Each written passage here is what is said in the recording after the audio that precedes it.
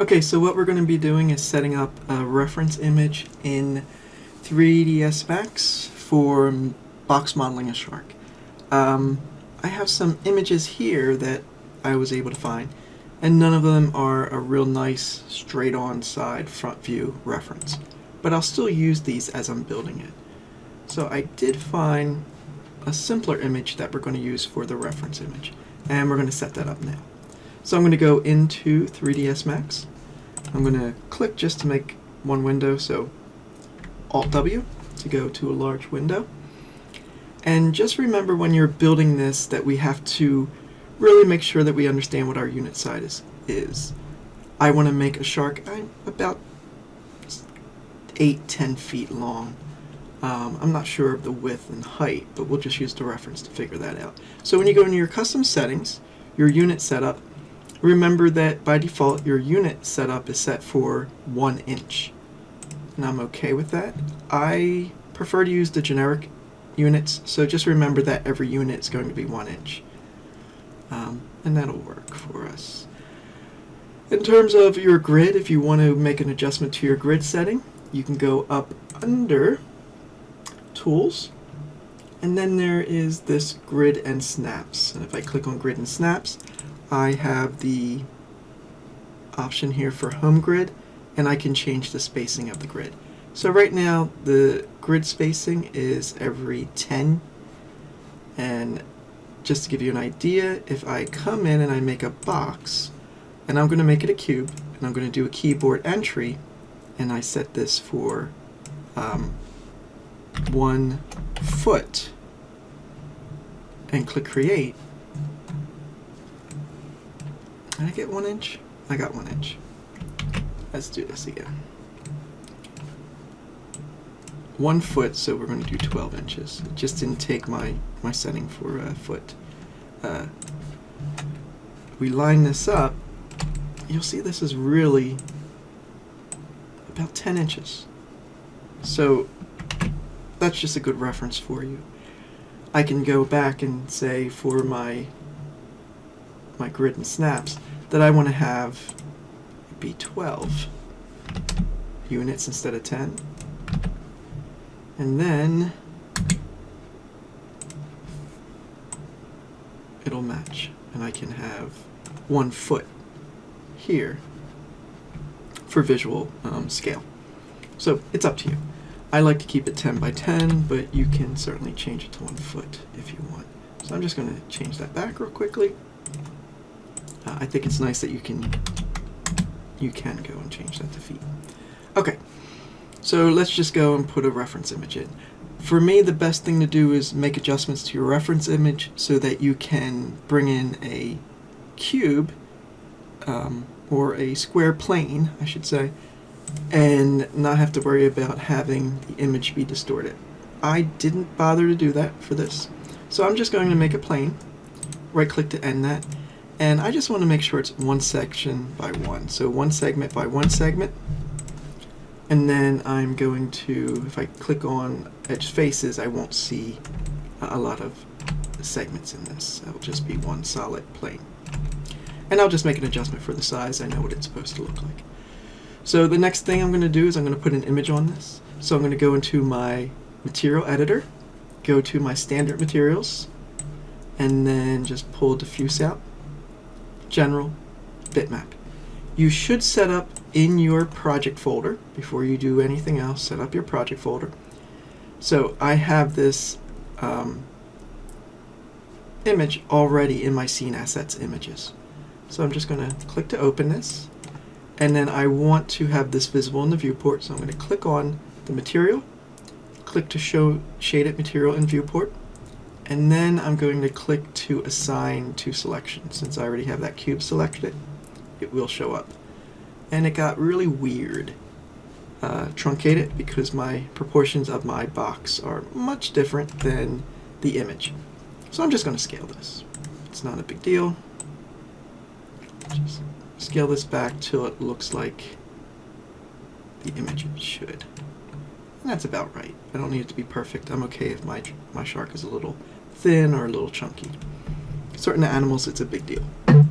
Okay, So I have my shark reference, and in this reference I have two views. I have the side view and then the bottom view.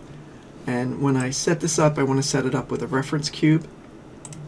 So I really only want to see the part of the image I want. So I will kind of crop this in the viewport. We'll just use this one image and rotate it. So right now I have this laying on the bottom. So this first plane is going to be my bottom. I'm going to rotate this. I'm going to turn on angle snap and then rotate it up 90 degrees. So if I hold down shift and drag, I am making a separate copy. When I release, I'm going to name this one, I know I'm going to put it in the left view, so I'm going to name it left ref and click OK, and it's a copy.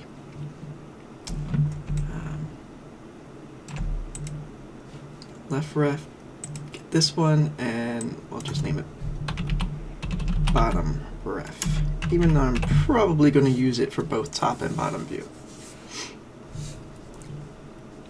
And now I have the two reference images. I do want to move this one over so it's aligned in the center of my origin. And I'm probably working on this side from the left view. So I'm going to use another object to line up my reference. Before I do that, however, I want to crop this down. I don't want to see this side of this at all. I can actually crop it down just to see this part. And in here, I don't want to see the bottom. I will leave the fin. So let's look at how to do that. Right now, these are parametric objects. This is a plane. And I am going to select it, right click, and then go and convert this to an editable poly. I'll do the same for the other. Right click, convert to editable poly. And then I'm going to go into sub-object mode. I'm going to go into polygon mode. I'm going to click this first plane. I'm going to pull out my modeling tools, and over in Edit Geometry, you'll see Preserve UVs. I'm going to turn that on. And then when I'm in polygon mode or a sub-object mode, when I go and I scale the object, I'm actually cutting into the picture.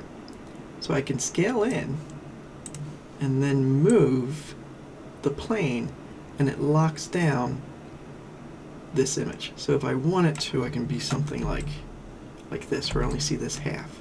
Because I really want to make my cube, I'll pull it back a little, but I really want to make my cube only one half of this, and then I'm going to use my symmetry tool to build the other side. So something like that works for me. Maybe I'll cut it down just a little bit more. Just a smidge, and then scoot it over. A little bit more there. And that's why I want to align this before. So I'm okay with this. And now I can just select this object. I'm going to go out of sub-object mode. Right click, go to Object Properties, and I can drop it down a bit. Maybe I'll do that now. Yeah, it's right on the ground plane. I'm just going to drop this straight down, just so it's out of my way, so I can get that fin. I don't need it too far. I don't think I'm going to check the bottom right now. And then I'm going to lock this. Right click, Object Properties, Freeze, Show Frozen in Gray, uncheck. And now it's frozen. I can't select it, but I can still see the artwork. For the side view, I'm going to do the same thing. I'm going to select the object. It's a plane. Did I get the... I didn't convert this. Right click, convert to editable poly. Go into my sub-object mode. Lost my selection. So now I'm in polygon mode. I'm going to go under Edit Geometry and then click to preserve the UVs. Now that I'm in sub-object mode, I can go and scale. I'm going to scale this a little bit shorter and then scoot the plane up. And it locks down. Scale it a little bit more. It locks down the image, and I'm able to just figure out what I want to see and just rescale it. So that works for me. Again, I'm going to go out of sub-object mode, right-click, go into my object properties, and then I'm going to turn off show frozen in gray and then freeze this. Actually, before I freeze it, let me scoot it back a bit out of my way. So, and now try it. There we go. So I'm just getting a reference cube. I click and release. I'm going to click and drag even though I can't see the proportion I'm making, and then release again. And now when I take a look, this is how big it is. I want to see through this object. I am in orthographic view, so that's why it's a little confusing. I'll go to perspective real quick. So I'm going to pull this up just a hair, right click, object properties, and then turn on see-through. And now I'll be able to see through this reference box.